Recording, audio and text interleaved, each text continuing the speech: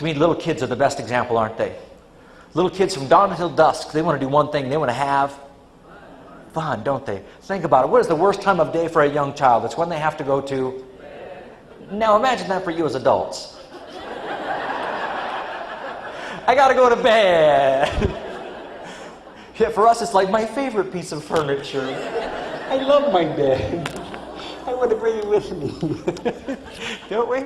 I mean, little kids are so focused on having fun. I mean, little kids think about it. Little kids can throw up. It's like, blah! Can I go play?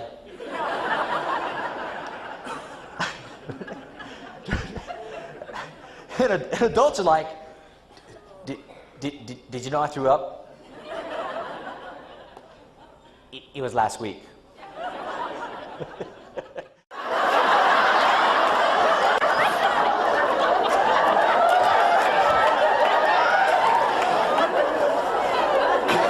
Because then if they start to do it, you just put your latex glove on first.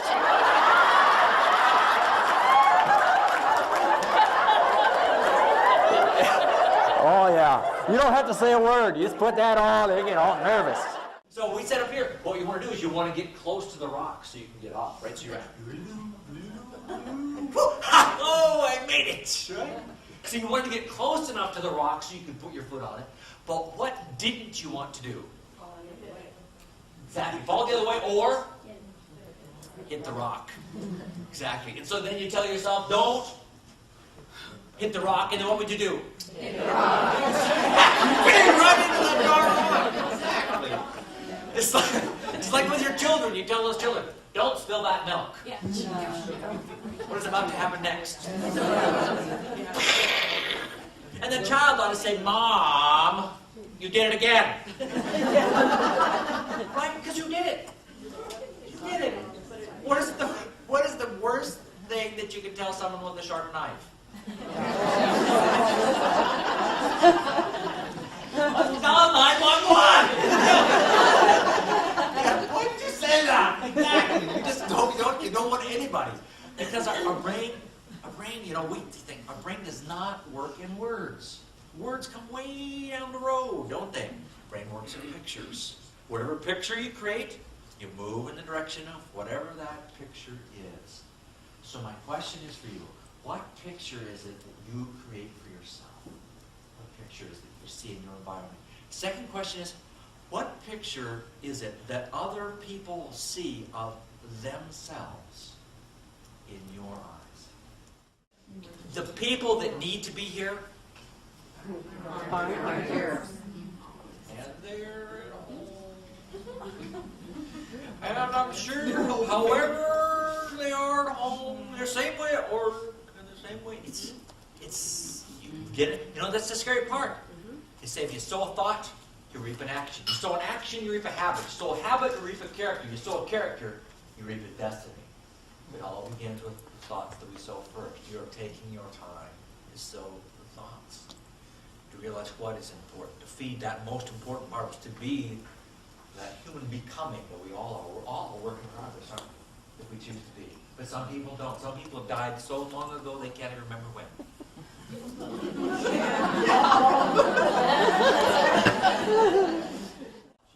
Our physiology is not kept up with changes in our world. Our physiology is still designed to notice what might be considered to be a threat. If you have a wonderful day and everything is going well that day, but you have one thing go wrong during that day, what do you often think about on the way home? That one thing. Because your physiology is still designed to notice those things that might be considered to be a threat. That's why, for example, if you're working with a group of people and everybody's making a smiley face, but one person is making a face at you like this, who do you always notice? Like, oh, look out! Because if you're out in the jungle and something makes a face at you like that, what's about to happen?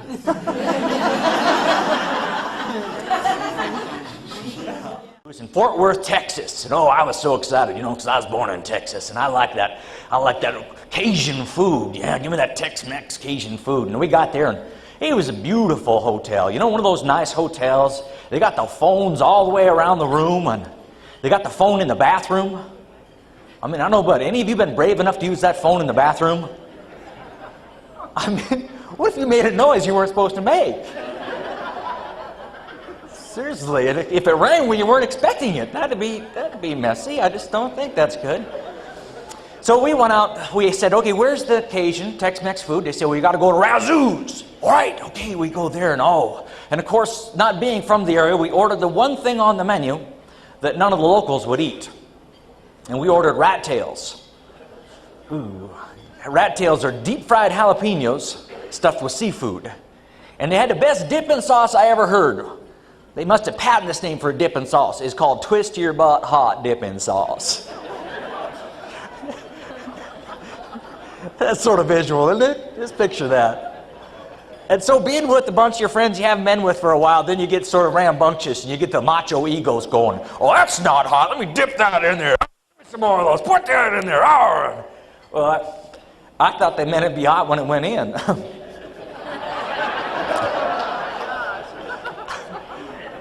Then you find out why they've got those phones in the bathroom. It's like, call 911, help, God! And I was sort of disturbed because here I was going through all this discomfort and my wife was just fine. I didn't really feel good until about halfway through the day when I heard her in there. You know, when you go through that little discomfort, you want somebody else to enjoy it too, don't you? Yeah, absolutely you do. But it's fun to be here. You know, I like the core horse idea. I think that's cool. I'm feeling. Young gentleman came to me, 26 years old. Big, young, strapping Montana boy. He said, you know, it's so true. He said, I was diagnosed with leukemia 6 months ago. I was like, oh, I am so sorry. He said, oh, there's not a sign of it anywhere in my body right now. He says, but keeping a sense of humor made all the difference. He said, when I was in the hospital, he says he was at a stage where the chemotherapy was beginning to lose his hair. And so his sister's there and his mom is there and he's experiencing it for the very first time and he's sort of like, whoa, that is so cool. And so he tells his sister, he says, you gotta try this, it's really cool. She's like, no, I don't think so. This is cool, come on, try it. She says, oh, okay, all right. So she reaches up, grabs the tuft of his hair, gives it a pull. Whoa, that is so cool. So he tells his mom, Mom, you gotta try this. This is really cool. And his mom, of course, is like, that's my baby boy. I'm not gonna do that. I still have the tuft of hair from when he was a baby. No. And he's like, Mom, really, you gotta do this. Come on. Let's go. Come on. No. Yeah, come on. All right. So she reaches up and grabs about 3 hairs on the top of his head. He gets a little pull. It's like, ouch! Quit it!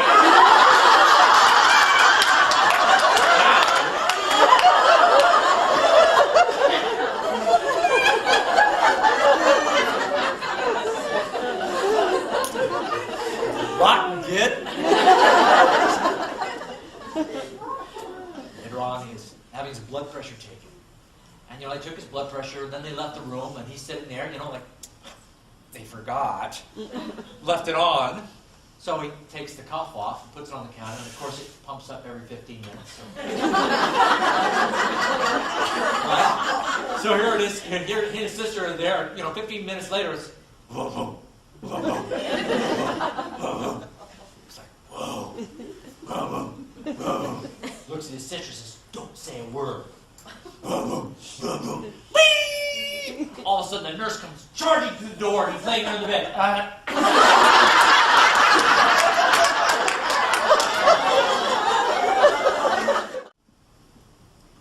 Part of the challenge for all of us is appreciating our diversity. They have diversity training. This is not one of those.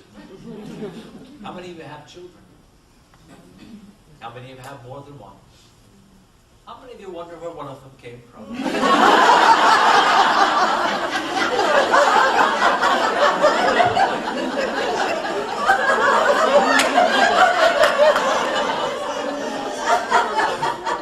Jackie has a table in the back. She's offering a prize if you can figure out where her child is from. You have one and you've got it. Yes, I have the perfect parent. I have this absolutely figured out. And then you have another one and you think, what happened? What did I forget? Because they're so different, aren't they? The one on your right-hand side is Mikey.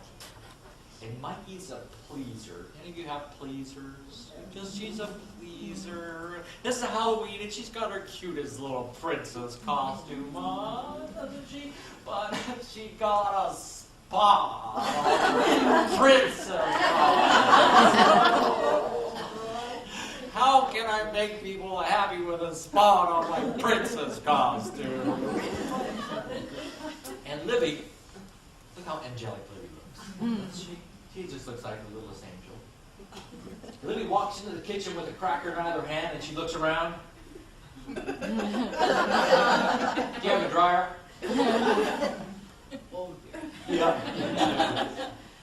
Yes, Libby, we have a dryer. Why? She says, good. Because I just peed all over these types right here.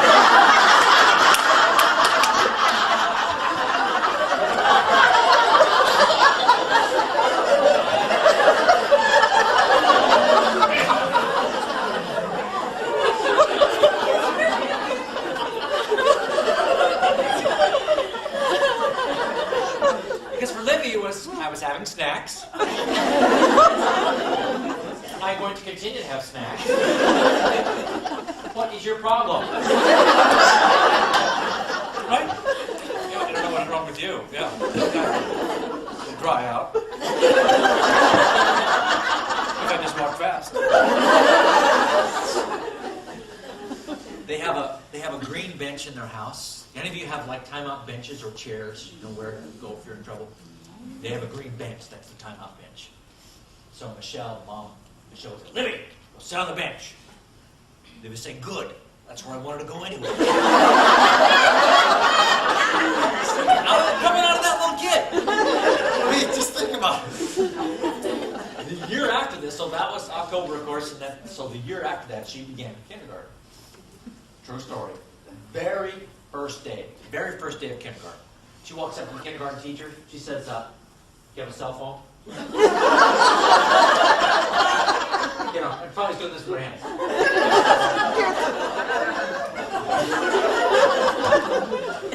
Oh, they are their hand. Yes, Libby, you have a cell phone. Why? She says, good. I'm calling my mom. This just isn't working for me.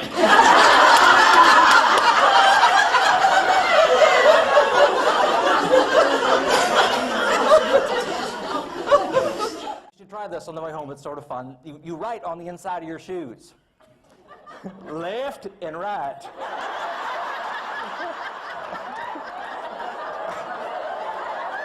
Just try it. And then I put that in the wrong shoes.